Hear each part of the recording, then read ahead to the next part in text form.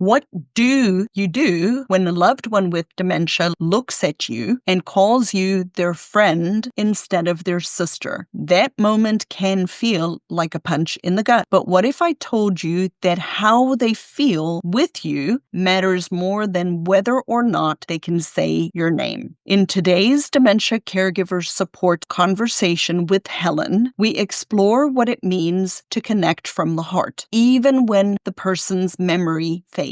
You'll learn how to include your loved one in conversations again, why supplying cues is better than asking questions, and how building new communication habits can transform your visits from awkward to beautiful. Because here we focus on relationship-centered care. This episode is a gentle reminder that emotional safety lasts a lot longer than memory, and that God can still use you powerfully in your loved one's life, even when their words fail.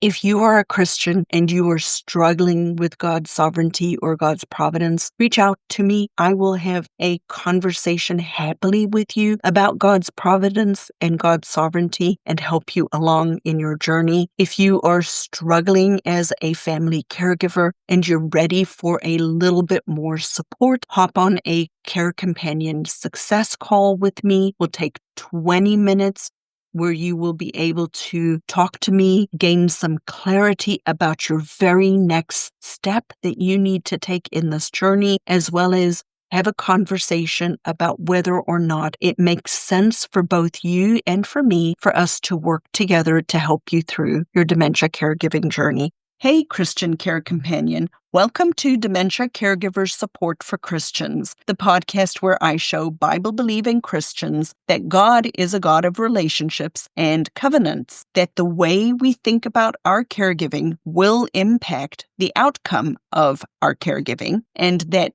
because we are image bearers of God, we have inherent value and worth, even when living with dementia. We have hope in eternity. If you are a Christian spouse, the adult child, or a family member of a person living with dementia and want to find more clarity, less stress, and provide better care, this podcast is for you. Here we provide you with practical solutions, tips to make communication easier, and we focus on the dignity of the person living with dementia. So if you haven't yet joined me for one of our monthly Ask the Dementia Coach question and answer sessions, this next one is on Thursday. This episode airs on Tuesday, April 22nd, so you still have time to register for the next Ask the Dementia Coach monthly question and answer session. In these sessions, I will guide you through a process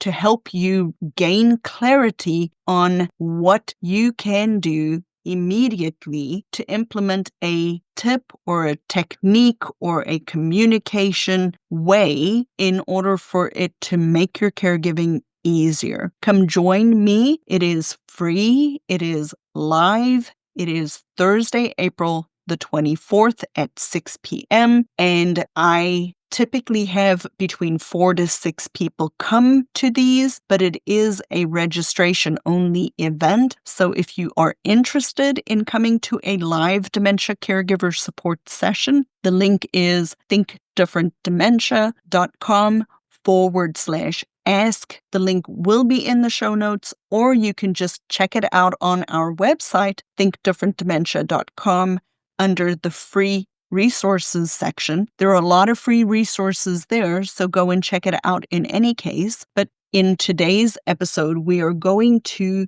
explore how you can connect with a loved one with dementia, even when they forget who you are. Hello, sweet Helen.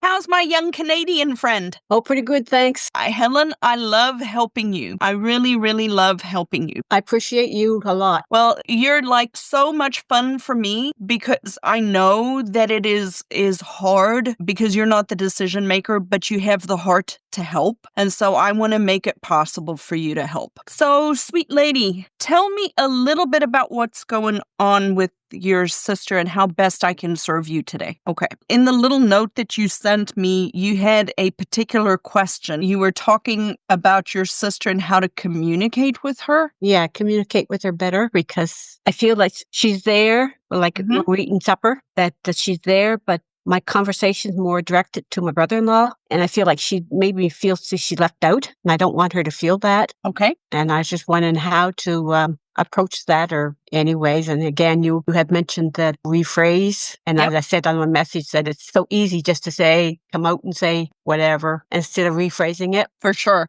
It's a habit. Don't beat yourself over the head about that. It is a habit. It's really just a habit that you have to cultivate. And I'll use myself as an example, sometimes just because it's the easy example, right? With my dad, when I had to take the car away, I wasn't mindful before I walked into the house that he was upset about the car. Right. And so we would go into the little loop of whatever he said, that we would just go into the loop. But when I would sit in the car before I'd come into the house and I would say to myself, he's going to push your buttons. You got to do things differently, right? It would go better. And so what I'm wondering might not be a good place for you to start, Helen, is when you go to your sister and your brother-in-law's house. Right now, we're using, I call it our spidey senses, right? The back part of our brain, the automatic stuff that we've always done. So the way you've always sat down at dinner and talked, right? It's kind of automatic. It's in the back of our brain. We don't even have to think about it. It's like putting your shoes on, right? You just do it. When you maybe go to dinner with them, try to take it out of the automatic and put it up front. Okay. And say to yourself, I have to speak to her in a different way so that you're mindful of it. And I think that might make it easier for you when you're communicating with her to use those reframes or to give her the time, or when she asks the question and you don't quite know what to say to her, well, tell me more about it so you can figure out what she's actually trying to say. Okay. So how's that sound? Yes, that sounds good. If I can remember. But no, you can remember. It's cultivating a new habit. Yeah, okay. Right? I don't want to say it's easy in the sense of you can, just do it. All new things take repetition. That's true. Yes. Right? Everything. If you wanted to learn how to play a violin, you're not going to pick up the violin and play the violin today. No, that's true. Unless you're a violinist. No, I'm not. Right. But if you wanted to learn how to play the violin, you have to practice. Yeah, right. Right. And when we start out, we don't always do a good job. But then we come back and we get taught and mentored by a teacher. And then we go back and we practice. Right. Right. And then you ask the question again. And then you come back to the teacher and say, it's not easy yet. What do I do? And then we keep practicing. And over time, it does get easier. Right. Okay. So, for example, this was one of the hardest things for me, and I'm very sure you relate to this. All those repetitive questions we get. Right. What time is it? It's 1:35. 2 minutes later, what time is it? It's 1:35, right? Right. Yes. Right. When I first started doing this technique, it would drive me nuts. But then I trained my brain to not care and to just answer the question. Right. Really, like it was the first time ever. Okay. That's what it was like at first. Uh-huh. And it just annoyed me. And I had a friend that she never got tested. She's passed away now, but she had a friend that she repeated everything. And it used to just annoy me like crazy. But now, my sister, when she started doing it, I kind of accepted it. So. Yep. And the trick is if you can just train your brain the same way you trained your brain to, when she asks those questions, just answer them like it's no big deal and like it's the first time every time. If you can train your brain when you go to your brother-in-law's house and visit your sister to take it out of the automatic and think about it, that will eventually become automatic too. Okay. Because what'll happen is you'll be thinking about what you're doing, and because you're thinking about it, you're practicing it, kind of like the violin. Right. Okay. Right. Yes. You're practicing it over and over and over again, and as that starts to become a habit, then we can put it back here again. Okay. So. Right? That's what you did with the repetitive questions. At the beginning, you forced yourself, because I did, right? I guess I don't. I don't know, just You forced yourself to just answer it and not get annoyed. right, You yeah, I taught guess yourself to just answer it and not get annoyed. I And guess so. now you just answer it and you don't get annoyed and you don't even remember that you used to get annoyed. That's true, yeah, right, yeah, Right. so Now let's talk about what you were saying about including her in conversations. So can you give me a little bit of a picture of what that looks like at night where you say you and Brian are talking and you feel like your sister's not included? well, as I say, her short memories, like, for instance, we might be talking about church. We went to Uh-huh. church in the morning because I usually go over there Sunday night for supper. Uh-huh. Anyways, a big crowd or wasn't a big crowd, and I know she's not taking that in because she doesn't. Okay. So that's one, and then something like maybe the pastor has said or something or a Uh-huh. song. Okay. And Do you and your brother-in-law and sister attend the same church? I have been tending. They don't go every Sunday, and I haven't been. I haven't felt well enough to go. I watch online, Okay. but since COVID, I was going with them when they Okay. went. So are they, I guess what I'm trying to get at is when you go there on Sunday night after church, did your brother-in-law and sister watch the same service as you? Yes, they do. Yes, because I Okay. watched. Yes. Okay. So what I want you to think about doing and consider doing, do you guys get a bulletin for church? No, they don't give bulletins. No. Okay. But you know the songs that they're singing. Yes. Right. Okay. Why don't you jot them down on a piece of paper Okay. and take them with, and you supply her with the information? Okay. So instead of saying, a normal conversation, Helen, what did you guys listen to? What was the worship song today at church? And then you have to come up with the answer, right? Okay. That's hard. If I Mhm. can't remember, that's hard. Right. Yes. Okay, so we can try this. We can say, Sister, we sang Amazing Grace today. That's my favorite song. What's yours? Okay. Right. Okay. Right? So Right. supply her with the information and have her respond. Right. Okay. So there's a difference between I have to find it in my head, 2 plus 2 is 4, and I have to put it together. What song did we sing at church? I have to go, I was at church, what were we doing? What songs did we sing, right? Right. Okay. And Right. I have to Okay. pull it out, which is harder than, hey sis, we sang Amazing Grace. That's my favorite hymn. What's yours? Right. Okay. Yes. Hey sis, we read this passage, and then read it to her. I love this passage. How does that make you feel? So you're supplying her with the information as opposed to having her need to pull it out for herself. Okay. Right. Okay. Yep. So that makes sense. Yeah, it's still not going to be like a conversation you and I are having, Right. but we can still include her in those conversations by giving her the information. So like Okay. for me, I just recently met with some new clients that I'm working with, and the person living with the brain changes, her sister is here from out of town, but the person with the brain changes is not seeing her and recognizing her as her sister. Right.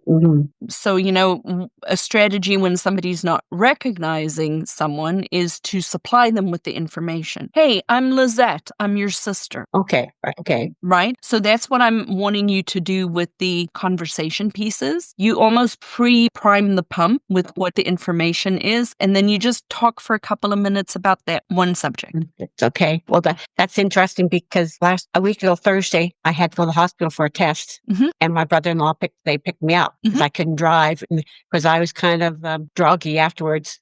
And my brother-in-law went and got the car, and we were sitting there just in the entryway, whatever. And my sister started talking to another guy, a man that was sitting there, and she called again. I'm not sure if she recognizes who I am or not because she said my friend. That's okay. So I would just go with it. okay. Right? You're her friend in that moment. Right. Okay. Right. The challenge that we have as humans, and we're all that way, is that we feel that they have forgotten us. They don't know who we are, right? Right. And I don't want you to see it in that way. Okay. I want you to see it in she feels safe with you. She can't come up with the word sister, but she could come up with the word friend, and she knows she feels safe with you. Okay. So Right? What's more important, that emotional connection or whether she can say your name? the emotional connection. Absolutely. Now, Right. Helen, I've never asked you, did you have kids? No, I'm not married. Okay. They had children, right? Yes. Okay. You remember when your niece was little? Yes. All right. That baby couldn't say anybody's name, No, that's true. but that baby knew exactly it was loved. Right, yes. And that baby couldn't say mom, dad, aunt, friend, uncle, sister, but that baby knew, that young person before they could speak, knew how you make them feel. Right, yes. And your sister knows how you make her feel, and you make her feel safe. So the encouragement is to not be as worried about, you're so good, you go with the flow. I love it that you go with the flow. But for other people, we get hurt. Our feelings get hurt because we know that they said the wrong thing. Right, yeah. But we don't need to because they feel safe with us. Okay, so. So was that helpful? Yes, it was, yes. Okay. What else can I help you with today? Well, as long as she feels safe with me, Mm-hmm. because she depends on my brother-in-law for, Yep. that's her anchor, security blanket, whatever you want to call it. Anchor is a good word. Okay. Anchor is a very good word. That And person anchors her. Mm-hmm. Well, when he's not around, she's wondering. And when last time I was over there, he was trying to get supper. And of course, she wants to help. And he put the laptop on and put the music, thinking, because he said to me that sometimes she's more of a hindrance than a help. Of course, but he wouldn't say that to her, of course, because he's very loving, whatever. But he was hoping that the music, that I would be able to entertain her or whatever with the music when he put it on, so he could finish getting the supper ready. But it didn't work because she thinks she needs to get out there when she hears the pots rattling. She thinks that she needs to get out and help. For sure. I understand. Does your sister like to dance? Oh, yes, she does. Yes. All right. Try to dance with her next time. Okay. Right?